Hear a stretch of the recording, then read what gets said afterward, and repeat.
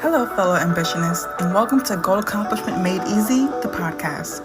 I'm your host, and this is where we turn your ambitions into actionable plans.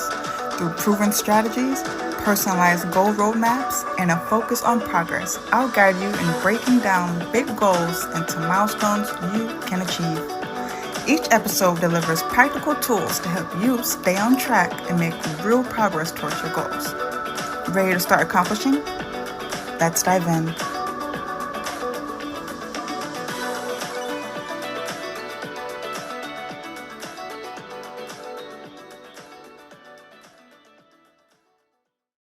Hello, welcome back to Goal Accomplishment Made Easy, the podcast based on Goal Accomplishment Made Easy, the app. Do not mind my voice, I'm sick. But today, we are talking about how long it takes to accomplish a goal and how to know if you are on schedule.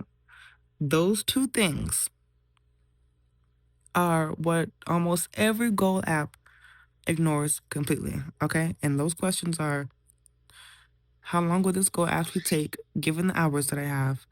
And as weeks go by, am I on schedule to finish by the date I'm committed to? Most apps ask you to set a deadline without helping you determine whether the deadline is realistic. And most apps track your activity without telling you whether the activity is on pace for the deadline. The result is that most people discover they are significantly off schedule at the deadline when there's nothing left to do about it, which is crazy. So, here's where most people get the timeline wrong. Most people estimate how long a goal will take based on the scope of work alone. They think about everything that needs to happen and make an estimate. What they systematically underestimate is two things. One, the sequence, and two, the capacity. The sequence matters because some work cannot start until other work is finished. A website cannot launch until the copy is written. The copy cannot be written until the strategy is defined. The strategy can't be defined until the target audience research is done. If you estimate the total work without accounting for what has to happen before other things can begin, you end up with a timeline that assumes everything happens in parallel when much of it actually happens in sequence. Okay? And the capacity matters because the hours available each week for the goal are almost always less than the hours you're planning against. You have a job, you have a family, you have health and rest and all the other things that constitute a life. The goal gets the hours that remain after everything else. So, planning against a generous estimate of those remaining hours is how you end up 3 months behind a deadline that was always unrealistic. So, here is how Goal Accomplishment Made Easy calculates the real timeline. So, we build the timeline from what you actually tell it, not the optimistic assumptions. You tell it what you want to accomplish, when you want it done, and how many hours a week you have. And it takes the real hours you have entered, sequences the work correctly based on what depends on what, and builds a timeline that reflects what is actually achievable given those constraints. If the deadline you entered and the hours you have do not produce a viable plan, the platform will tell you before you start, before you're months in and discovering it at the deadline.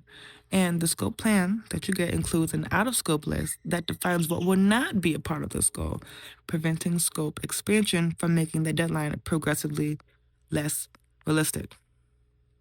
From there, I will give you a live risk score that helps you track whether you are on pace every single week. That completion percentage is going to tell you how much is done, and the risk score is going to tell you whether the pace of completion is going to produce the outcome by the deadline. Okay?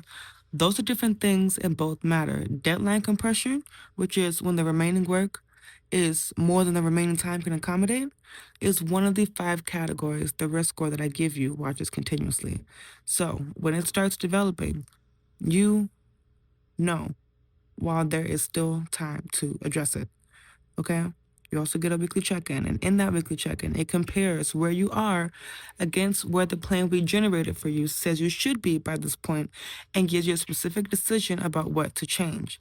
If you are on pace, keep going.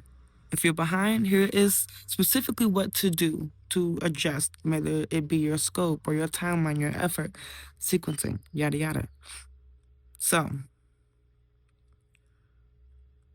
the answer to the question of how long your goal will take to be accomplished is it depends on the scope of work, the hours you have available each week and the sequence of dependencies in that work, okay?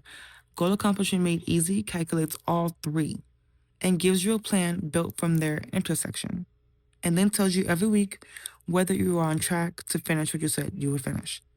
So you can try it at app.goalaccomplishment.com or download in the App Store and Google Play stores. This is your first time here. I'm Desiree. I am a fractional COO and project manager, and I have been for the past 13 years. And I did this work for organizations. And I took what the organizations hired me to do, which is basically they give me their vision, and I take it and I map out everything that needs to happen by when.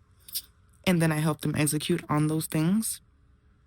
I took what the organizations were paying me to give them, and I put it in the app for the individual, because you could take someone who crushes it at work, you take them out of work, and they don't crush it so much in their personal life because we don't have the same tools that we do at work in our personal lives to hit goals.